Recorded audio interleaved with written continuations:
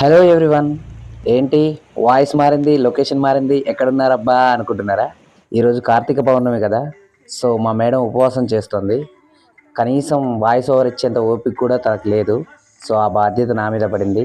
మీకు కనుక ఈ వీడియో కనుక నచ్చకపోతే స్కిప్ చేయొచ్చు, ఒకవేళ చూడాలనుకుంటే చూసేయచ్చు. ఇక లొకేషన్ విషయానికి వస్తే, ఈరోజు కార్తీక పౌర్ణమి సందర్భంగా శివుడికి పూజ చేయడానికి మాకు దగ్గరలోని శివాలయానికి వెళ్ళాం. అలా శివుడి పూజ కోసం శివాలయానికి మొదలైన మా ప్రయాణం పూజ కంప్లీట్ చేసుకొని ఇంటికి వచ్చేసరికి దాదాపు 3 గంటల పైన పట్టిందండి. పొద్దున్నే 4 గంటలకు లేచిన మేము రెడీ అయ్యి మా రిలేషన్స్ కొంతమందితో 5:30 గంటల సమయంలో ఒక ఆటో మాట్లాడుకొని గుడికి బయలుదేరాం. అయితే కార్తీక పౌర్ణమి సందర్భంగా నది స్నానం చేసి ఆ నదిలో దీపాలు వదిలితే మంచిదని తెలిసి ముందు మేము అనుకున్నట్లుగానే మేము వెళ్ళే గుడికి దగ్గరలోని సెలయేరు దగ్గరికి చేరుకున్నాం. సో మీరు ఇప్పుడు చూసేది అదే లొకేషన్. దీన్ని ఆకేరువాగ అంటారండి. ఆ వ్యూ ఎంత బాగుందో ఒకసారి మీరు కూడా చూసేయండి.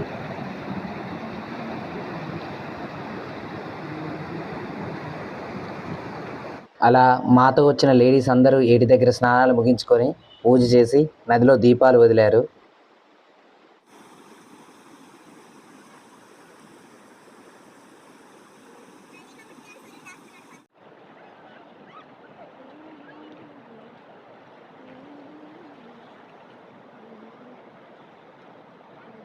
ఆ తర్వాత శివుడి గుడికి బయలుదేరి అక్కడికి చేరేసరికి 7 o'clock అయింది. అక్కడి గుళ్ళోకి వెళ్ళి శివుడిని దర్శించుకున్నాం. ఎర్లీ మార్నింగ్ కావడం వల్ల అనుకుంటా భక్తుల రద్దీ అంతగా లేదు. సో దర్శనం బాగా జరిగింది.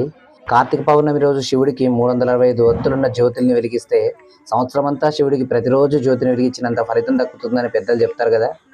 అందుకే అక్కడి గుడిలో పూజా కార్యక్రమాలు నిర్వహించి 365 ఒత్తులున్న జ్యోతిని వెలిగించాం. ఆ తర్వాత గర్భగుడికి పక్కనే ఉన్న పుట్ట దగ్గర కూడా శివుడు మరియు వినాయకుడి విగ్రహాలకు కూడా పూజ చేశాం.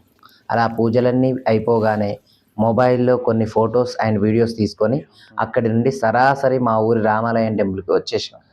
అలా రామాలయానికి చేరేసరికి సరిగ్గా 8:30 అయిందండి. అక్కడ గుడిలోని ఒక మండపంలో అయ్యప్ప స్వామి మాలలోని భక్తులు ప్రతిరోజు అక్కడే పడి పూజలు నిర్వహిస్తున్నారు. మేము వెళ్ళేసరికి ఆ స్వాములు అప్పుడే పూజ ముగించుకొని రామాలయం చుట్టూ ప్రదక్షిణలు చేస్తున్నారు. అలా రామాలయానికి చేరుకున్న మేము అక్కడ దేవుని దర్శించుకొని అక్కడ కూడా జ్యోతులు వెలిగించాం.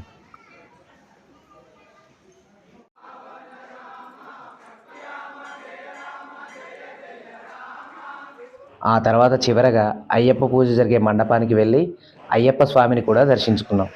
అక్కడున్న స్వాములు మాకు కొన్ని పండ్లు ఇచ్చి మమ్మల్ని ఆశీర్వదించారు. అలా వాళ్ళ దగ్గర ఆశీర్వాదం తీసుకొని మా ఇంటికి బయలుదేరాం. సో మా పూజ ఎలా జరిగిందో ఫుల్గా చూడాలనుకుంటే wait for full video. Thank you.